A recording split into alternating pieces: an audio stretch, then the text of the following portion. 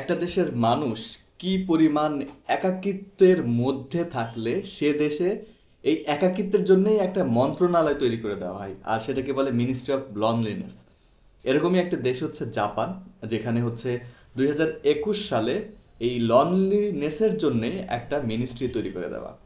So এই ভিডিওতে আমি এই জাপানের যে একাকিত্বের যে অবস্থা এবং এটা যে কত ভয়াবহ একটা সমস্যা সেটি নিয়ে আলোচনা করব, এবং হচ্ছে আপনাদেরকে একটু বলার চেষ্টা করব যে বর্তমান যে আধুনিকতা এবং সেখানে যে পরিবারতন্ত্র থেকে যে একাকিত্বের মধ্যে চলে যাওয়া সেটি যে কতটা ভয়াবহ হতে পারে সেটি নিয়েই মেইনলি আলোচনা করব। সো জাপানের বর্তমান যে পরিস্থিতি সেখানে হচ্ছে ইয়াং জেনারেশন যারা, তাদের মধ্যে হচ্ছে ফ্যামিলি তৈরি করা বা হচ্ছে ফ্যামিলির সাথে থাকা এই জিনিসটা আস্তে আস্তে কমে যাচ্ছে, এবং তারা অনেক বেশি পরিমাণে যে কাজের মধ্যে তাদেরকে যে থাকা এই জিনিসটা তাদের মধ্যে অনেক বেশি, এবং নিঃসঙ্গতা জিনিসটা তাদের মধ্যে অনেক বেশি পরিমাণে হয়ে গেছে। সো আমি একটুখানি তাদের লাইফস্টাইলটা আগে আপনাদের সাথে একটু শেয়ার করি।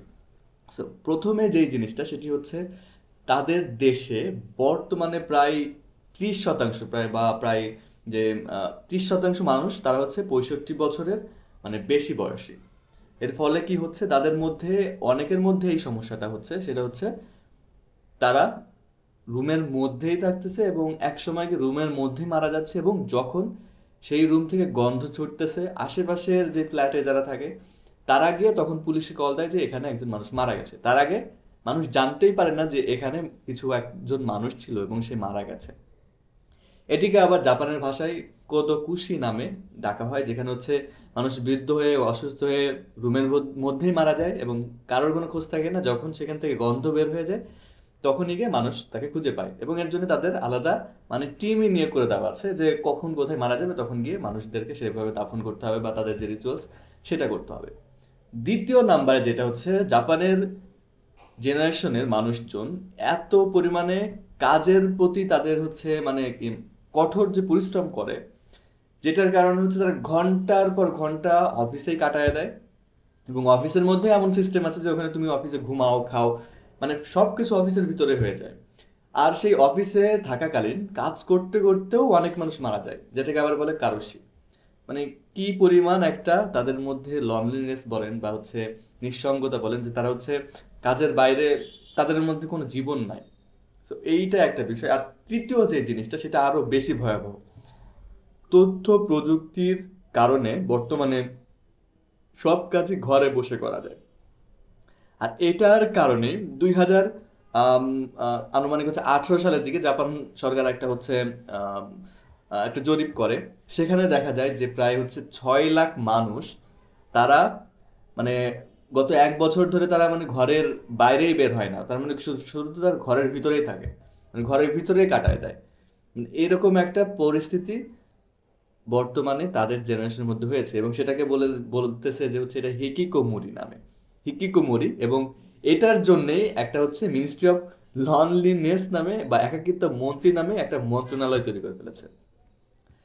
এবং এমনও কিছু কিছু ক্ষেত্রে হয়েছে যে হচ্ছে মানুষ এত পরিমাণে একাকিত্বর মধ্যে চলে যায় যে তারা নিজেরা আত্মহত্যা করে। জাপানে কিন্তু আত্মহত্যার হার অন্যান্য দেশের তুলনায় অনেক বেশি। সো এবং এটার কারণে এরকমও কিছু প্রফেশন নতুন করে তৈরি হয়েছে। প্রথম আলোতেই এরকম এসেছে যে জাপানে হচ্ছে নিঃসঙ্গ মানুষের জাস্ট একটু সঙ্গ দেওয়ার জন্য এখন হচ্ছে অনেককে মানে টাকা দিয়ে নিতে হয়, বা টাকা দিয়ে আপনি আমাকে টাকা দেন তাহলে আমি হচ্ছে আপনাকে সঙ্গ দিব, আপনি যা বলবেন আমি তাই শুনবো।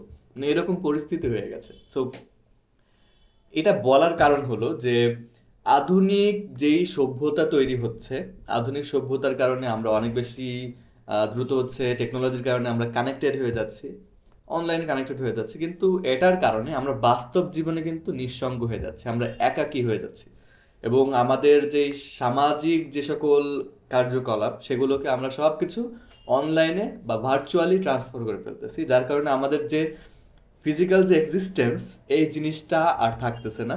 আর যার কারণে এই ধরনের হচ্ছে পরিস্থিতি তৈরি হচ্ছে এবং মানুষের মধ্যে আত্মহত্যা, নিঃসঙ্গতা বা লনলিনেস এই ধরনের জিনিসগুলো চলে আসছে। সো আধুনিক প্রযুক্তির ব্যবহার বলেন বা আধুনিকতার যে ছোঁয়া, সেটার যেরকম পজিটিভ দিকও আছে, সেটার সাথে সাথে এটির কিন্তু অনেক নেগেটিভ দিকও আছে। আমরা যেরকম আগে সোশ্যাল থাকতাম বা আমরা সবাই একসাথে বসে গল্প করতাম বা হচ্ছে সময় পার করতাম, সেই জিনিসগুলো কিন্তু আস্তে আস্তে কমে যাচ্ছে। তো এটার কারণে একটা নেগেটিভ যে এফেক্ট, সেটা যে এখন জাপানে আছে, ভবিষ্যতে যে আমাদের দেশগুলোতেও আসবে না সেটার কোনো গ্যারান্টি নেই, এবং আসবে। সো মানে আমাদের প্রযুক্তির ব্যবহার করতে হবে, কিন্তু তার সাথে সাথে যে সামাজিকতার যে জিনিসটা আছে, অফলাইনের যে জিনিসটা আছে, মানে রিয়েল লাইফের যে জিনিসটা আছে, সেটির সাথেও আমাদের চলতে হবে এবং সেটিকেও আমাদেরকে গ্র্যাব করে রাখতে হবে। না হলে আমাদের ভিতরে যে নৈতিকতা বলেন, তারপরে যেই আম, যে আম, ধার্মিকতা বলেন বা যেটাই বলেন, সেই জিনিসগুলো কিন্তু আস্তে আস্তে আমাদের ভিতর থেকে চলে যাবে এবং সবকিছুই অনেকটা হয়ে যাবে যে অনলাইনে শো অফ করার মতো। সো এই ধরনের পরিস্থিতি যাতে আমাদের না হয়, সেজন্য আমাদের সবারই উচিত এই বিষয়ে আরো বেশি সতর্ক থাকা এবং এই বিষয়টাকে সবার মাঝে ছড়িয়ে দেওয়া।